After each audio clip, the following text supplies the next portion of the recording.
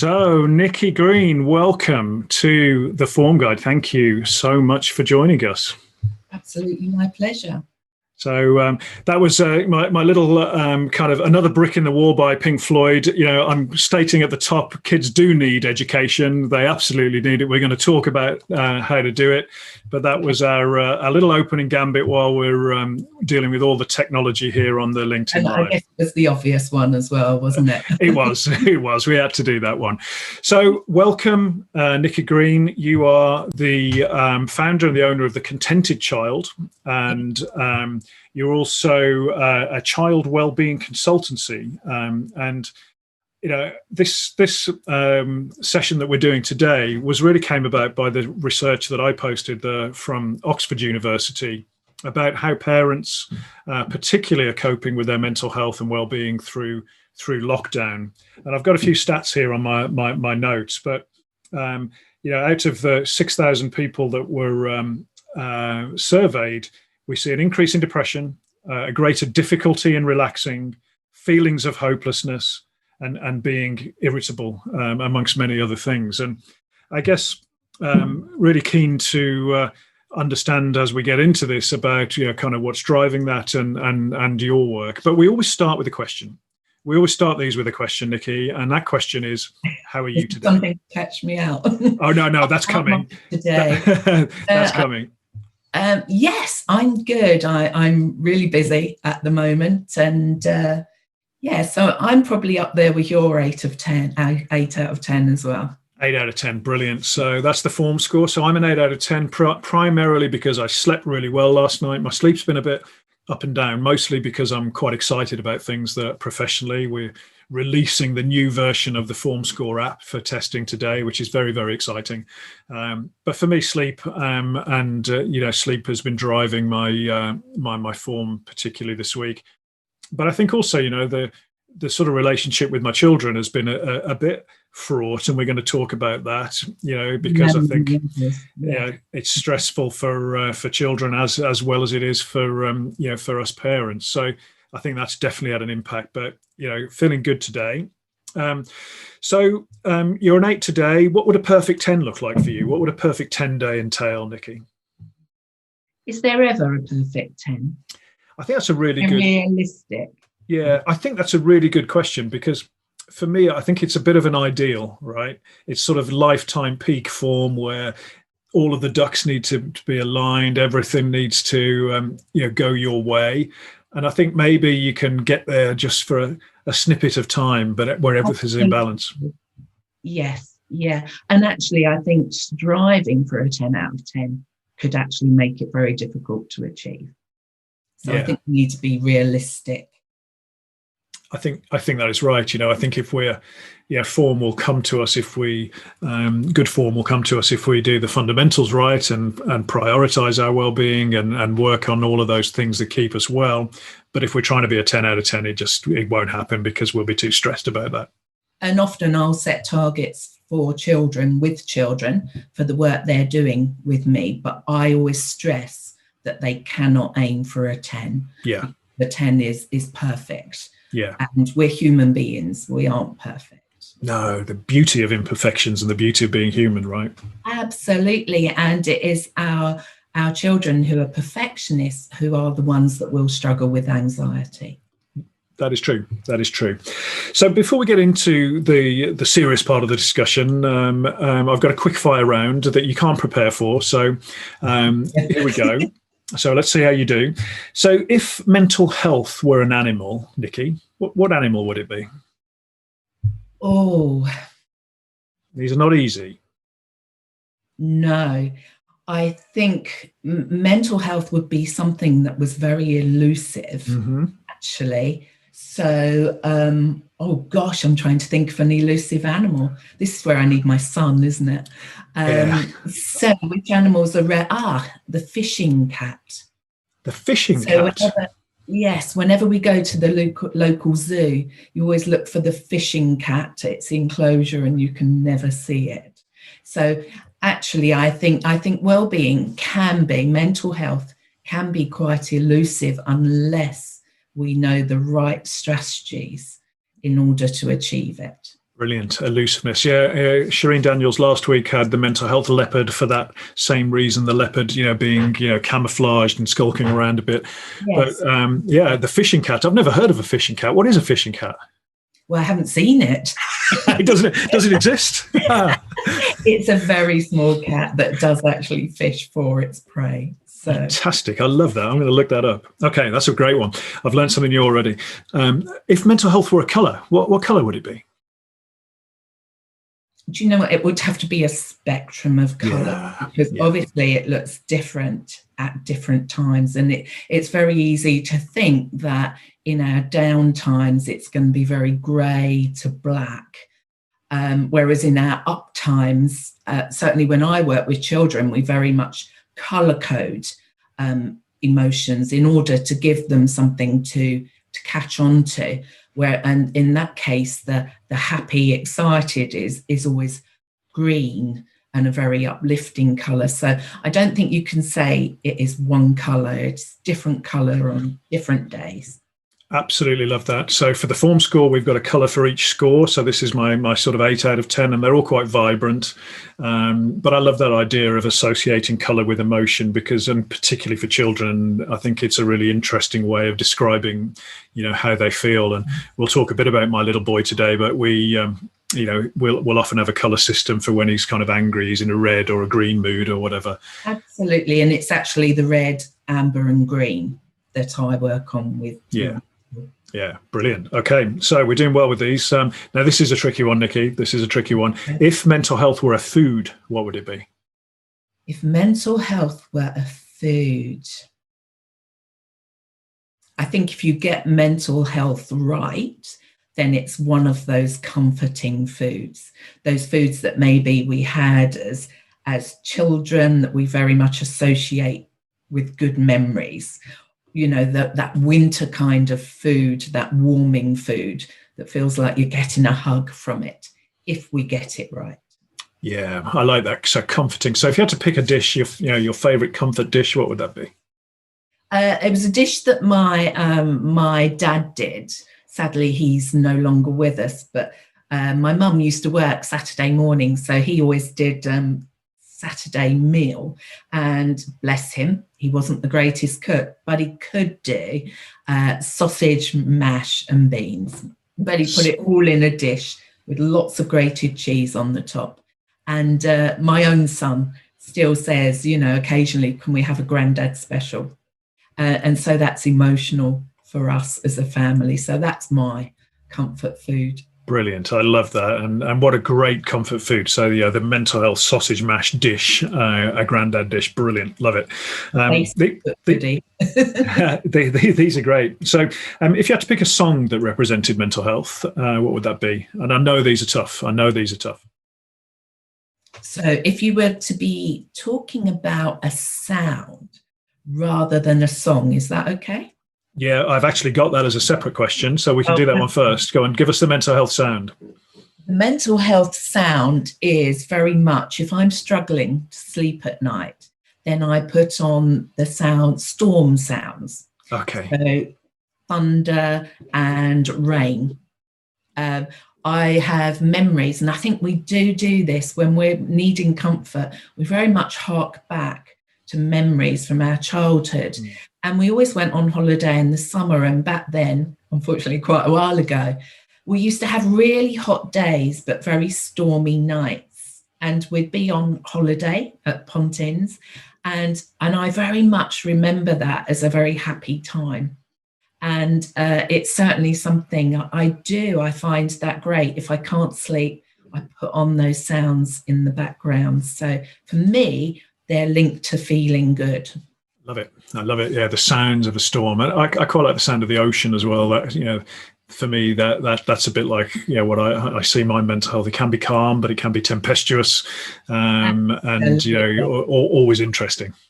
Yeah, I have a story back to when my son was only about 5, and we always used to take the coastal road to school. And there was one day the wind was really blowing up, the sea was very lively, and he said, "Mum, the sea's really mad today." So yeah, the sea really can.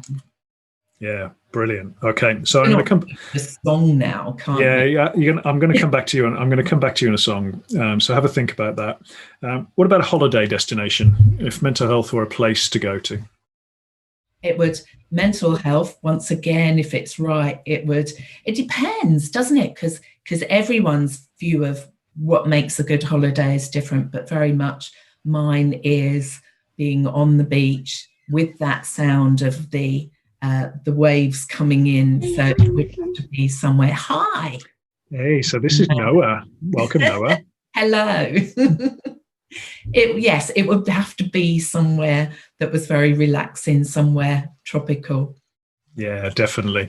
Yeah, for me, I think I think India as a destination represents mental health because of the sheer range of things that are going on. The fact that it can be really chaotic, but it's beautiful, it's vibrant, it's colourful, and whatever you want to get there, whether it's a relaxing trip or whether it's visiting something new, that India for me represents mental health.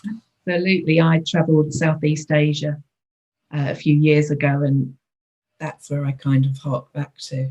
Yeah, brilliant. So coming back on the song, we're not letting you off the hook just yet, Nikki. What would be your song choice for mental health? So in school, the song Happy by Pharrell. Brilliant. So what I find is if the children that I'm working with in a group are a little bit low, feeling a little bit negative, I'll put that on and we all get up and have a dance to it. So, and it can't help but lift the mood in the room. Yeah, fantastic. Yeah, I do. I'm the crazy lady. That's right. The power of music, though, on our well-being and mental health, it's underestimated, I think. Absolutely. And, for parents who are struggling at home, just put some music on and have a 10-minute dance party. Yeah, absolutely. Brilliant. So thank you for doing that. Thanks for the quick fire round. There's some great things in there. I love particularly the sort of color, the spectrum, that definitely resonates well with me. So tell us about your work with the Contented Child and your background and just a little bit more about kind of what it is you do, Nikki, if you don't mind. So I've been working with young people to support them with their emotional well-being. It started out as behaviour, but as I explained to you earlier, we've really we've shifted the emphasis on that because we realised that it's the emotions that drive behaviour. 20 years ago, we looked at it more as behaviour. Fortunately, now we can see it's emotions that drive that. And so I've been supporting children with doing that for 20 years in various roles, but set up the Contented Child 5 years ago because I realised it was really hard for parents to access support. In actual fact, we work with schools now as much as we work with parents because schools are also realising how much that is key to a child's ability to learn. So at the Contented Child, we offer training for schools and for parents, but we also work one-to-one with young people, but also in groups as well. I'm just in the process of setting up some group content for young people they can access online. So because, the services are really stretched and I'm having a lot of parents contact me who were on waiting lists. But of course, the pandemic and lockdown has meant that they can't access that support for their children. So we are aiming to plug that online gap as much as we can. I do love your background. It's great, isn't it? Fantastic. And you've got a big Facebook group that you've developed in that time, haven't you? Yes. So we've got almost 137,000 on the Facebook page.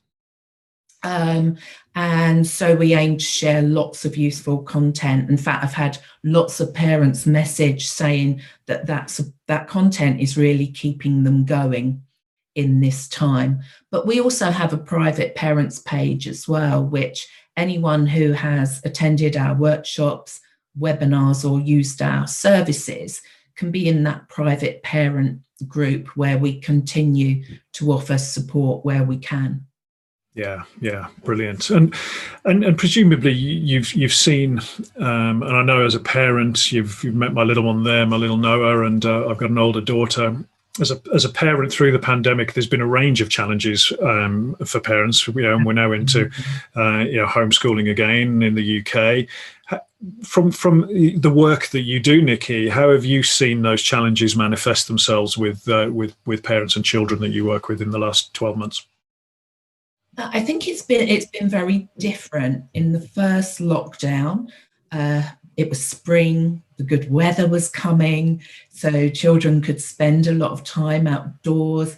It almost felt like a little bit of a holiday in some respects that you could, and certainly I think the parents for whom it really works well were those who could embrace it and embrace that time with their children.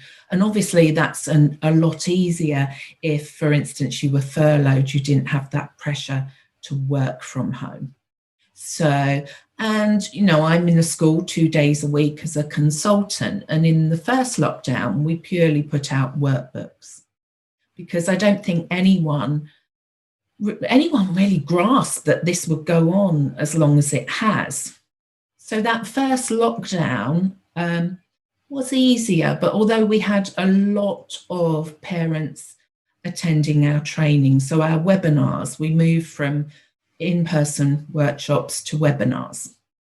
And we were incredibly busy with those. We've got quite a broad range because we also cover things like autism, ADHD, dyslexia, etc., with other members of the team. But this lockdown feels very different because schools now have online learning in place, and so there's that much more demand upon parents. So now everyone's too exhausted to attend a webinar, but what we are getting is a lot of emails from parents who are feeling quite desperate about how to manage their children's emotional well-being. So hence why I'm now creating online content for parents and children to access together. Yeah, fantastic. And I think that's really an interesting point, isn't it, about accessing together, because I think this is we can't sort of look at the, kind of how children are feeling in isolation to how the parents are feeling, can we? It is very connected right now. Absolutely. And self-regulation begins with co-regulation. So as such, we are modeling to our children how to manage their emotions. So that means parental well-being is of utmost importance because those little people are watching us all the time and taking from our example. So we can also model those healthy coping practices as well. Yeah. So it's really fascinating, and it's both professionally and as a dad. So taking a step back though, what do you think our children are going through right now from a kind of psychological point of view? I know it's a generalization, but what are the themes? So we've seen a lot of children who are very worried about the effect of the virus. Obviously it's very difficult because as much as you can try and protect them, some children have had a bereavement. Or if they haven't, then, it's everywhere, isn't it? It's on the news. If they're of an age, they can access social media. They're hearing about these figures of people dying. So we've got a lot of children who are anxious about family members. But also, once you go into lockdown, children in many cases have lost routine. When we spoke previous to this, you mentioned, is it the social connection? And I think, yes, there is that. And certainly we should be putting in strategies to manage that. So weekly, maybe Zoom sessions with their friends, or waving at the bottom of a driveway when we do our daily exercise. Yeah. But actually, I think it's the lack of routine which is key for most children, and I'm sure adults can see that as well within themselves. So I think as much as possible, if we can create a routine for those school days for our young people, rather than, and some schools online learning will in essence create that routine, but certainly for our younger children, it's hard for them to communicate what it is that they're missing. Yeah. So I think if we can replicate those school routines as much as possible, then that will help them. Yeah, and you've seen my little lad there. He's a ray of sunshine, and I know all parents will say that. But he's generally a really happy lad. But he's experiencing quite a lot of anger. And would you say that's him not being able to process, as you've just alluded to, and could be due to that loss of routine? Absolutely, anger is a secondary emotion. It is always underpinned by a primary emotion, and so if you can think that there could be some anxiety, well, there most definitely is anxiety going on with that. All of a sudden, going to school's gone, that routine. So, but there'll be frustration. There'll be lots of emotions underpinning that anger. And when I work with children, it's about teaching them to recognize those primary emotions so they can put coping and calming strategies in place before it becomes anger. So if you think about it in terms of the stress bucket, when the anger happens is when our stress bucket is overflowing. Yeah, absolutely. It's a nice analogy, isn't it? And I often talk about trying to build a bigger bucket. So how do we help them build the bucket that can deal with that, or at least have that sort of overflow valve that allows that? Yeah. More importantly, about structuring that tap on the side of the bucket that lets the water out, and that is about having those coping and calming strategies. When they're learning, it's about having frequent brain breaks. Usually that's some form of exercise. It might be going out bouncing on the trampoline for 10 minutes, and might be doing star jumps. It might be doing something a little bit lower paced as well, but about having that break. And certainly if we're looking at primary age children, they should be having that every half hour. So parents, I think, maybe aren't aware how many breaks children naturally have within the classroom setting. So we need to make sure they're getting those breaks, because actually they'll be more productive if they do. Yeah. So what sort of length of time of learning would you kind of recommend between breaks? A half hour for your key stage ones, so your 4 to 7 year olds. Although by, say, year 5, 6, you might be looking at them being able to work for about 45 minutes. I have real concerns that some of this online learning is too screen based. Yeah. There's lots of demands for children to be on screen too long. And so we kind of, where possible, need to make sure that those breaks are coming in, but also that their downtime isn't too screen based as well. Yeah, and again, that's a huge challenge for many of us. In the rise of the tablet and the games and Minecraft and all of this stuff, right? And what I would say to parents of younger children is try to resist it for as long as you can. Yeah. It's difficult, those social pressures once they're at school. It is. It's super difficult, I think, as you say, limiting and putting boundaries in place. But it's a constant challenge and a constant thing you need to work at. Yes, but when we work with families and they do pull back from that screen time, there is always an improvement in behaviour. Yeah, that makes sense. So we've spoken a bit about what children might be experiencing. What about parents? Because for me, this seems like the impossible challenge. And even if you're accepting that we can't be perfect at this, and we talked about that at the top of the show, even trying to balance, two working parents or a single working parent and being a decent parent as well as doing a job and coping with everything going on, it seems really difficult to get it all right.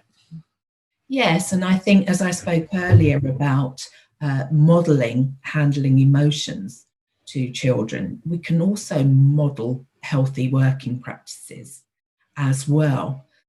The other thing, which I think parents maybe have lost sight of, so certainly some parents are saying, I'm not getting anything done because I'm having to be with my child all the time. Now, that may be true, for instance, of those 4 and 5-year-olds. But for children in a classroom, there is a great amount of independent learning. So, for instance, the teacher will give the input, and there might be 6 tables in a classroom. 2 of those tables, so the teacher might be on one, the TA might be on another, but 4 of those tables of probably 6 work independently. So, the work that is being set for your children should hopefully be work that they can do independently. They may not let on that they can do, because they might be feeling anxious. They may be craving that support, but don't lose sight of the fact that they can work independently. Yeah. And they will do in school, because that is your opportunity to hopefully be able to do some of your own work as well. Yeah, I think that's sorry, go on. But those brain breaks, super important, and something that for our own sanity as well, and the routines. Yeah. So keeping to those routines, and certainly some parents have reported that children cope better if they put on their school uniform. Yeah. Just because that signifies the difference between home and school. Because it's very difficult when you're at home all the time. So I think if you do have a working space for your child, that goes away once school finishes. Yeah. I think WH Smith have some cardboard desks that they're selling very cheaply. I think that's ideal way to be able to put up a desk, take it away, and this is work time, this is now home time again. Yeah, I think that's good advice for anyone. We talk about those boundaries between home and work for parents and for everybody, and I think it certainly does apply to our children. But in listening to you speak there, Nikki, it reminds me of a post that I saw you comment on, actually, with a good friend of mine, Pete Trainer, and he was there as a CEO, sitting across the kitchen table with his daughter working. So he was working away, and I think that, if we can get the laptop out and do a bit of independent work together, and just give support where it's required, that's quite a nice. We should be seeing that as a real good opportunity, actually, shouldn't we? Absolutely. And someone, a post I put on Facebook, someone who was obviously looking at the situation positively said, I'm relishing the opportunity to get to know this little human that I created better. Yeah. So, people will take those positives, and absolutely the pressures for parents who are having to work from home or not are very different, without a doubt. Yeah. But as parents, we also have got to be able to say, this timetable needs to work for me. For instance, the school I'm connected with, the content is pre-recorded. So that, because we feel it's important, parents can access it at the time that works for them. Not all schools are doing that, which puts parents under a lot more pressure. So, and certainly Gavin Williams then said that live lessons are better. This actually goes against the advice that Ofsted have issued. Yeah. But certainly for those working parents, it's got to work with you. Yeah, I see. I've got kind of a mixed view on this as well. So I think, I think, and this is a personal view, that I think there should be some live lessons as well as some recorded lessons, because, and the personal example I give, my school doesn't do live stuff, but they do very good recorded lessons. But they also, for a couple of days a week, the teacher will take a kind of register, and it'll be 20 minutes, and they see each other, and they get to listen to a bit of a story, and they can connect. And I feel with, two working parents, that my little lad is missing that level of kind of connection, which I think for me, it just feels like that is important to add to the quality of the learning as well. Absolutely, and certainly where I am, I mean, I spend 2 days a week doing Zoom emotional check-ins with children or with parents who are struggling. We have, for instance, for Children's Mental Health Week next week, we have a very socially distant collection of resources for the week, and we're putting on videos every day with fun activities for the children to do. So we are putting that live content in as well, but that learning content or traditional learning content is recorded. Yeah, I think that's a good balance. And I'm really interested in the point you make there about emotional check-ins over Zoom, particularly with children. It's hard enough to do an emotional check-in with an adult. How do you go about that? What sort of things do you do in that sort of session? Well, we have to make it very fun. Yeah. So there's always a game involved. But remember, children I'm doing it with at school already know me, so there is already a relationship. However, I have just started delivering my one-to-one sessions with new children online. So in a different way of working. For instance, if I'm sitting working face-to-face with a child, then we will sit and do the activity together. Whereas now doing those one-to-ones, I'm using a PowerPoint to explain the activity. But yes, emotional check-ins are absolutely key. We need to be talking to our children about their emotions and getting them comfortable to talk about them as much as we possibly can. Bearing in mind, children's brains are still developing, and the area that allows us to regulate our emotions, our impulse control, is still developing until the age of 25. So if you see your young people as a blank canvas, we need to put the right content in there, and we need to teach them those healthy coping skills in terms of mental health. Yeah, absolutely. Nikki, I think my emotional regulation skills are still developing at 48, to be fair. I don't think I've quite cracked it yet. If I have a room full of ladies, I will share that kind of comment about husbands. Yes, guilty as charged. Absolutely true. Absolutely true. So we've spoken a little bit around that sort of co-regulation, but I think in a bit more detail, looking at that concept as a parent of putting your own oxygen mask on first, where your well-being is concerned, and practically how can we do that? Because we're trying to hold down the job, we're trying to do a decent job of that, we're trying to look after our children, we're trying to be a good parent. It might seem that there isn't the time or the energy to look after yourself in all that, and you might compromise that. How can parents really look after themselves, and what practical tips do you have? As I said earlier, it's about making the children's timetable work wherever possible for you as well. Yeah. There's a great saying, which is a dysregulated adult will never regulate a dysregulated child. Yeah. And kind of that brings it home, and just it's actually a really positive to model to a child, do you know what, I'm struggling now, so I need to take some time away to calm down.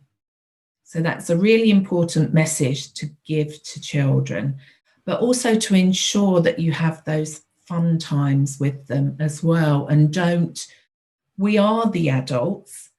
Sometimes children have done things which maybe as adults we hold on to longer than we should. And that stops us being able to move on from what has happened. So we need to ensure we're having those fun times with children, making sure that every time something goes wrong, that is a learning opportunity, which we can reflect on and talk about how we could have done it differently in future. So we're looking to fill that content in the child's brain so that hopefully next time they come upon that situation, they know what to do. So it's important we use all those opportunities, but model taking time for ourselves as well. Yeah. And also, if we get it wrong, apologizing and explaining why we've got it wrong. Once again, harking back to that, we can't be a 10 out of 10 all the time. And there will be times as parents, we maybe don't handle things correctly. So not letting that weigh on us, just moving on, and tomorrow's another day. Yeah. Well, I think, that's the sort of leadership that we want to see in our workplaces, and it's the sort of leadership that we want to see at home is admitting a mistake, apologizing and owning it, and not trying to strive for a perfection that doesn't exist. And I think for me, there's also the bit about kindness, which is linked to this, isn't there? Is being kind to oneself and understanding that it is going to be difficult and we won't get it right all of the time. And, we've got to keep coming back with a positive frame of mind when we can. But, sometimes it's just going to be a bit rubbish, isn't it? It is, particularly at the moment. And certainly this week I've seen when it was announced that schools definitely won't be going back until the 8th of March. You kind of almost heard a collective sigh from parents out there, because the goalposts keep getting moved as such, and obviously for good reason. But, because of where people's personal feelings towards it are, then some people are finding that very difficult, that uncertainty. Yeah, absolutely. And just looking at your son, obviously Jack Green, a good friend of mine, although we've never met physically, Jack pointed out to me. We've never met in the real world, and yet we've built up such a good relationship and we're good mates. But which to how much you can actually do online. Yeah, you can connect. You absolutely can connect. But Jack's obviously, like myself, very open about his challenges with mental ill health. And I think it's really important to give voice to the people who are the carers for people like Jack and myself. So as a mother, seeing Jack, suffer at times with his challenges, how did you offer support, and what would you say to somebody out there that is struggling to come to terms with the fact that one of their children might be going through a mental health challenge right now? Yes, I mean, for me with Jack, it absolutely was a huge shock when it happened. Obviously, it was post 2012. Yeah. And I think it was actually, Jack lived quite a distance away, so I didn't see him that often. So I wasn't able to pick up on what was happening until I went to the first race in 2013. And the young man who was on the start line was it looked like it was the last place he wanted to be. Yeah. And it was then that I actually said to him, what is going on? And that was when he told me. Looking back, I can absolutely see that he had the presentation for that to be an issue. He was a perfectionist as a child. He always strived to be better. It was never good enough. He was always pushing for more. And so I'm very passionate when I see that in young people now. And so if there's any parents out there that are letting children win at games, stop. Children need to learn how to lose. Yeah. So I hasten to add, I'm quite competitive, but I didn't let Jack. He very much had a very smooth route to the senior ranks. He always won. So 2012 was kind of his first time he came up against something that didn't really go to plan. But yes, obviously, now he has had those issues. I'm super proud that he can use that to help others, and the fact that he is an ambassador for Young Minds as well as other charities. But I think certainly, I'm always aware and looking out for where I feel he's at. And fortunately now that has happened, and he has, he quite openly says he had counselling, so he is very much able to talk about it now. But in terms of looking at parents, I would say put in that preemptive work. You can start teaching a child emotional regulation right from when they're little babies into toddler and going upwards. So, but certainly making sure, if you look at the World Health Organization's 5 ways to well-being, that's something we certainly should be making sure children are accessing all those healthy routines and making sure it's embedded in their day-to-day life. So putting in that preemptive work so that when things do go wrong for them, that we can support them with that. And educating ourselves. Yeah, I think that's it's really powerful stuff, and I know a lot of parents will be worried about their children right now. Sadly, we in my village, which is a small village in Kent, we had a loss of a young man to suicide just before Christmas, and it's really tragic. And I think the pandemic will be causing a lot of difficulty for young people right now, as we've been discussing. And I think the more we can have those open conversations as parents with our children, the better, right? Absolutely. And if you are looking at particularly an older child, then seek those services. Will help. I have some children, they may only have 6 sessions with me, and parents report that it has changed their lives. So what I do is very much an education rather than a therapy. So, but it can change a whole family's life if children can learn, can understand their brain, the processes that are going on, and can learn those coping and calming strategies. Yeah, fantastic. So, Nikki, how can people find you? How can people find the group? So it's The Contented Child on Facebook. As I say, we post lots of useful articles and resources. Because we're such a large community there, I don't really have a community on Instagram or elsewhere. We're mainly Facebook focused, but we also have our website, which is thecontentedchild.co.uk. Fantastic. Well, we'll put some links into the notes on the show, and very keen to hear about your new course that's coming out. So best of luck with that. I'll certainly be checking that out myself. So that was amazing. Thank you so much. It's been such a pleasure speaking with you, Nikki, and really getting your insights. And I know a lot of people will find that very helpful. So thank you so much. Well, that's just a snippet of what I could have spoken about. I hope people have found that useful. Yeah, fantastic. So this is the Form Guide, everyone, where we're discussing interesting conversations about proactively managing our well-being and our form.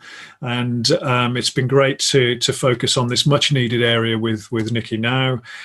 Look forward to seeing you next week. We've got Amanda McKenzie, OBE, who is the CEO of Business in the Community, where we'll be talking a little bit more about leadership and authentic, vulnerable leadership as we travel through this pandemic. So thanks for joining us.